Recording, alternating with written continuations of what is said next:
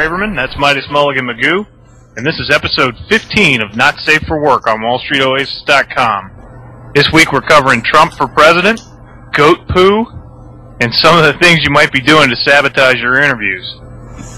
So let's get it started with Trump. This week we had a robust discussion on the site about the merits of Donald Trump running for president in 2012. I personally think it's a sad testament to how far we've fallen as a country that a reality TV star's run for the presidency could be taken seriously for even a moment. But I guess that's the world we live in. The guys who think this is a good idea just want a businessman in the White House for the most part, and that's fine. But Trump is not the guy. Romney's another name that sort of falls into this category, and his chances are infinitely better than Trump's, but that's not to say he has a good chance, just a better chance than Trump. Ultimately, I think they're both unelectable. But I will say one thing in favor of the Donald.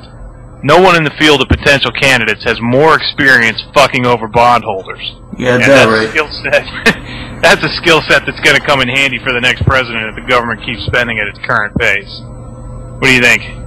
I think Mr. Trump brings a new meaning to the term gaping asshole, and you can only understand that after you've dealt with him. Shit, you're going to get us sued, man. I can't even get into details about this just because of getting sued, but let's say I had a business a few years back where I dealt with people who dealt with the Donald, and let's say that when legal papers come from him, people hide from the delivery guy. So I'm just going to leave it at that. Look, the bottom line is, you know, the guy's a circus freak. He's basically more Paris Hilton than he is Ross Perot when you look at it. And if you really buy him as a legitimate businessman, then guess what? You're the sucker at the table.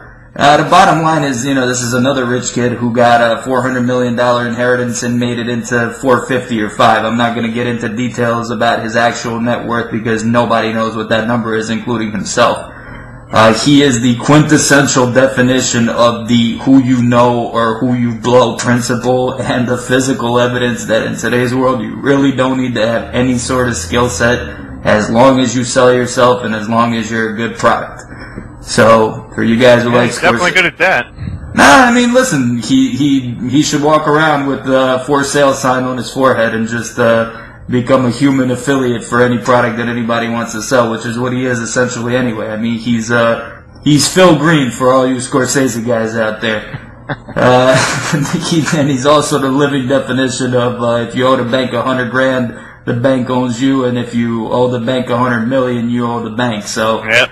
In that regard, I actually would be pretty happy to have him in the White House, because if this guy ever did become president, nobody could ever collect on any of the debts we had. Right. All right, well, apparently Lehman Brothers stuck J.P. Morgan Chase with a bunch of shit. Goat shit, to be exact. At least that's how inter-office emails from Lehman describe the collateral backing up a $25 billion in loans that J.P. Morgan Chase extended after the bankruptcy filing. At the center of the issue is J.P. Morgan's claim that Barclays wasn't forced to buy the toxic assets on Lehman's balance sheet, that they only got the good stuff. And that Lehman then used this toxic shit to induce J.P. Morgan to loan them $70 billion that Lehman knew would never get paid back. Here's a newsflash for Jamie Dimon and the boys. Everyone knew the money wouldn't get paid back. What kind of a retard gives Lehman $70 billion 3 days after they file bankruptcy? You know, basically J.P. Morgan was trying to rape the corpse of Lehman, and they got fucked over. So I guess Dick Fuld had the last laugh. But it remains to be seen what the court decides. In either case, it's pretty hard to feel sorry for J.P. Morgan on this one. Midas? I see the future. I see a judge with a check in his hand. I see all of this going away. Well, listen, since Jimmy D's bonus is up 22% this year, he shouldn't really be stressing about it too much. That having been said, Dick Fuld is going to continue fucking people in the industry for years to come. I would like to know who he paid off, but I'm sure it was such a long list that we couldn't even really analyze it if we got into it. The collective damage, unfortunately, like we keep reminding every week, is going to fall on you guys, because the nuclear toxic waste is not going to go away for decades after the gorilla's dead and buried. JP Morgan's just being completely stupid on this one. One, for the reasons that Eddie mentioned. Two, from the PR angle. I mean, just shut up and move on. You've been pretty much the big winner of the whole financial crisis. No bank on Wall Street has made out as well, picking over the carcasses as well as you have. I mean, whether it's 25 billion or 250 billion, that's just another round of mimosas and a 18 at Shinnecock for you and your favorite Federal Board Reserve governor. They can print you out whatever more dollars you want. Shut up, move on, and keep making your billions. Forget about Dick. Yep, that's kind of how I look at it too. It's a lot of money, but it is essentially a bet that went sour, and now they're crying that Lehman misled them. I know that's got to come as a huge shock to anyone who knows Wall Street that Dick Fuld would do something shady. No way. So, it's hard to have any sympathy for him. But moving on to the interview stuff, we had a pretty interesting discussion this week about the things you might be doing to cost yourself offers during the interview process. By the time you get to the interview stage, there's not a lot you can do about your GPA or the things that are on your resume. But you do have control over the impression you make on your interviewers and the people you might end up working with. You need to think of interviewing as if you were trying to pick up a hot chick in a bar. If you come off as needy or desperate, you can forget about it. The interviewer already knows how much you want the job, so licking his Cole Hans isn't going to get you the job. If you're not confident going into the interview, it's your own fault. I mean, there are so many resources available on WSO to prepare for interviews that there's no excuse for not knowing your stuff. So you need to project an air of confidence, and it doesn't hurt to act like you don't need the job.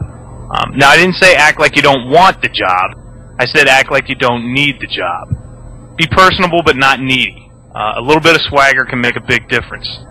No one wants to work with a scared, naked little lamb. Midas? Well, I like the hot chick reference, but I also want to reference my eternal favorite topic, which is the feminization of the American male. And the reality is that a lot of you guys watching this program now were raised in that sort of environment. And some of the comments that I read daily really shock me. I mean, in terms of the fact that they're supposedly coming out of the minds of men. Remember, the number one overriding factor in any hiring, whether it's Wall Street or Mickey D's, is, do I want to see this person every day? Do I want to sit across the table from you? Do I want you on my side when we're going into battle, whether it's a literal fight or a negotiation or something like a roadshow? Acting like a love-struck teenage girl who just saw a fucking Justin Bieber poster is not going to get you a gig. It's going to get people looking at you like you're an idiot. And then you're going to be on WallStreetOasis at 3 in the morning wondering why your 3.8 GPA didn't get you through the doors. It's because nobody wants to sit next to you. Finance is not that special. It's not hot shit. And the guy interviewing you knows that a lot better than you do. So when you start selling him a dream that he knows is not a reality, that's the best way to get yourself blown out. So just relax, take a deep breath, and be somebody I want to grab a fucking beer with. And you'll have a much better chance of getting hired than any number on your resume or any wording of your skill set. You don't have to be able to bag that hot chick at the bar. You don't have to be the man. Just show me that you can go over to her and talk to her without your palms turning into greasy, sweaty Jiffy Lube and your voice cracking like a $6 cigar. Relax, and it'll happen for you, like Eddie said. Now, on to books. This is a seemingly irrelevant topic, but to me it's always relevant. The author is a gentleman by the name of Václav Klaus. He is also the president of the Czech Republic. The book is called Blue Planet in Green Shackles. It's been on my mind a lot lately.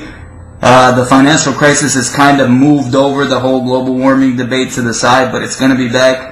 The carbon tax and the hallucinatory myth of global warming, in my opinion, is a shitstorm waiting to happen, and it's all on the other side of all this Wall Street shenanigans and regulatory BS. If you don't want to get caught holding the bullshit billions like JP Morgan or worshipping false idols like the Donald, you need to read this book.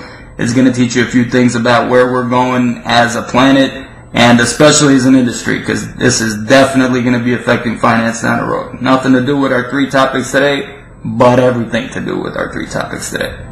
Take them home, Eddie. That's all for me for this week. Yeah, well, my book doesn't really have anything to do with what we're talking about today either. My book of the week is The 4-Hour Body by Tim Ferriss. I knew that was coming. Yeah, I wanted to wait until I had some results to report before I recommended the book dates. So I guess today's as good as any. You got a few pounds off the top though. That works. Yeah, I got the haircut. But you guys know I've been wanting to lose weight. At 5'9", 235 pounds, it wasn't just unhealthy. I looked like a slob. So I started using Ferriss's advice on January 3rd, specifically his slow-carb diet. I'm telling you, it's the easiest diet in the world to stick to. And when I got on the scale this morning, I was at 209.8. So in just about 7 weeks, I've lost just a shade over 25 pounds. The book has a ton of other great fitness info in it, so definitely check it out. But the diet kicks ass for anyone serious about losing weight. And just so you don't think I'm bullshitting you, I'll put a link on this post to a profile I created over at Daily Burn. So you guys can see everything I've eaten over the past 7 weeks, and I've even uploaded some progress photos. Here's a warning, though. They're pictures of me in nothing but a Speedo, and they ain't pretty. So you've been warned. That's all I got this week. The real NSFW. Yeah, exactly. You guys have a good one, and stay classy, WSO.